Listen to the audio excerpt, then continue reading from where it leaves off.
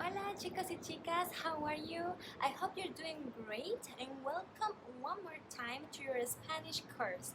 So, my name is Gladys and I'm going to be helping you to improve your Spanish.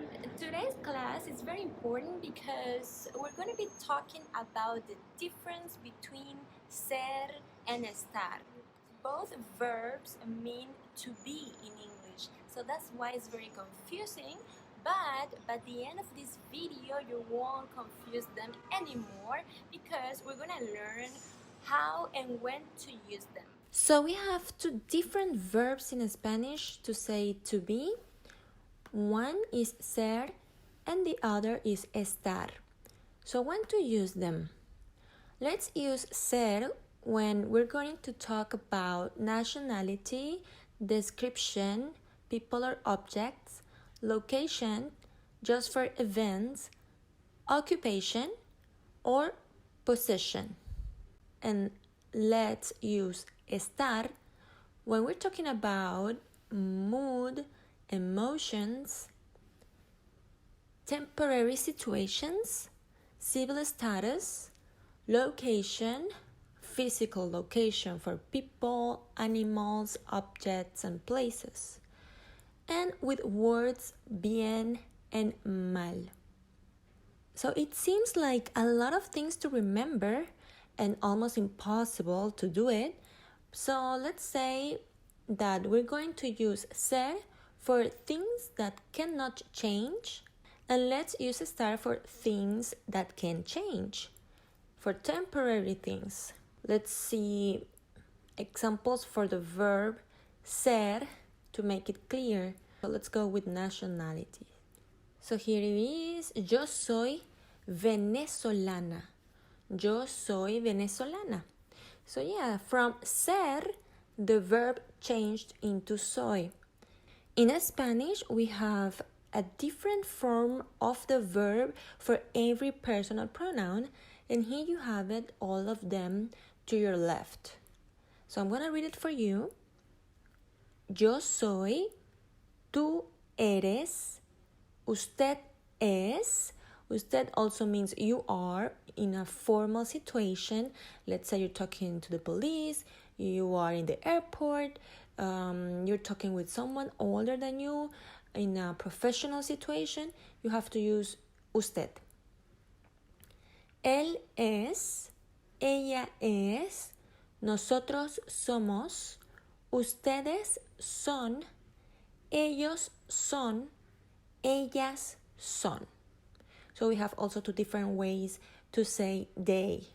If it's a group of boys, if it's a group of girls, that changes, all right? So for the second use of the verb ser, description, tú eres amable. Tú eres amable. Also can be for objects. La casa es bonita. La casa es bonita. Location just for events. So, la fiesta es el sábado. La fiesta es el sábado. Occupation. Nosotros somos estudiantes. Nosotros somos estudiantes. And possession. Los libros son de Pablo. Los libros son de Pablo. Also, with the verb estar, we have different form of the verb for every personal pronoun. I'm going to read it for you. Yo estoy, tú estás, usted está, él está, ella está, nosotros estamos, ustedes están, ellos están, ellas están. So the first example for mood or emotions, yo estoy cansado. Yo estoy cansado. So cansado for boys, cansada for girls. Temporary situations. El cielo está nublado. El cielo está nublado. So the sky is cloudy at this moment, but of course later it's gonna change or tomorrow. So it's a temporary situation. Civil status.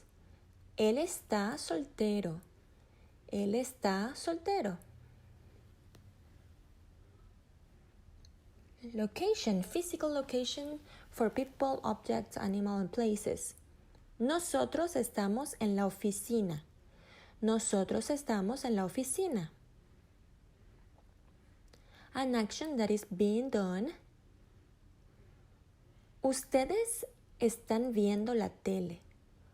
Ustedes están viendo la tele. And finally, with the words bien and mal. Ellos están bien. Ellos están bien. And this one is very important because sometimes I hear people saying yo soy bien, and that's not good. It doesn't make sense. So I know in English is I'm good, but it's a temporary situation. It's a mood. Estoy bien. Some days you're good, some days you're great, some days you are sad, some days you're not doing good. So it's a thing that can change. So you need to use estar, okay? No more yo soy bien, but yo estoy bien. Alright, so that's been all for today. I hope this video has been helpful for you. So if you learned something new, like this video, share with your friends, and I hope to see you saying hi in the comments below, or you can go and visit me on Instagram and Facebook. See you next time. Have a good one. Bye-bye.